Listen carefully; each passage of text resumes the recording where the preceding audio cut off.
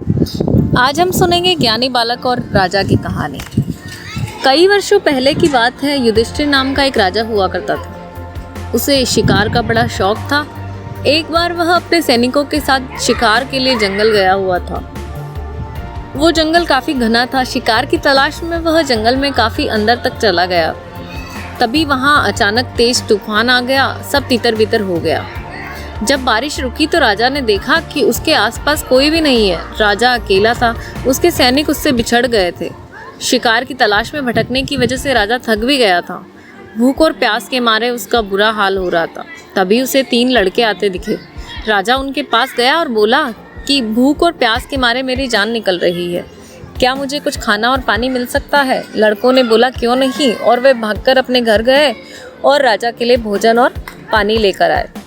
राजा खाना खाने के बाद बहुत खुश हुआ और उसने उन तीनों लड़कों को बताया कि वह फतेहगढ़ का राजा है और तीनों ने जो उसकी मदद की है उससे वह बहुत खुश है। राजा ने तीनों लड़कों की सेवा से खुश होकर उन्हें बदले में कुछ मांगने के लिए कहा। इस पर पहले लड़के ने राजा से ढेर सारा धन मांगा ताकि वह आराम से अपना जीवन व्यतीत कर सके।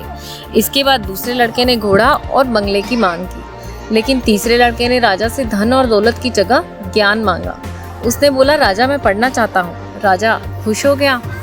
उसने पहले लड़के को वादा अनुसार बहुत सारा धन दिया, दूसरे लड़के को बंगला और गाड़ी दिया और तीसरे लड़के के लिए गुरु की व्यवस्था कर दी। बहुत दिन बीतने के बाद एक दिन अचानक राजा को जंगल वाली घटना याद आई तो उसने उन तीनों लड़कों से मिलना चाहा।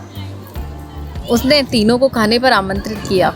तीनों लड़के एक साथ आए और खाना खाने के बाद राजा ने उन तीनों से उनका हाल पूछा। इस पर पहला लड़का दुखी होकर बोला इतना धन पाने के बाद भी मैं आज गरीब हूँ। राजा जी आपने जितना धन दिया था वह अब खत्म हो चुका है, मेरे पास कुछ नहीं बचा। राजा ने दूसरे लड़के की तरफ देखा तो उसने कहा आपके द्वारा दिया गया घोड़ा चोरी हो गया और बंगला बेचकर जो पैसा आया वो भी कुछ खर्च हो चुका है और बचा हुआ भी जल्दी ही खत्म हो जाएगा। हम तो फिर वहीं आ गए जहाँ से चले थे। अब राजा ने तीसरे लड़के की ओर देखा। तीसरे लड़के ने कहा राजा जी मैंने आपसे ज्ञान मांगा था जो रोजाना बढ़ रहा है। इसी का नतीजा है कि मैं आज एक राजा के दरबार में मंत्री हूँ। आज मुझे किसी चीज़ की ज़रूरत नहीं है। यह सुनकर दोनों युवकों को काफ़ी अफसोस हुआ।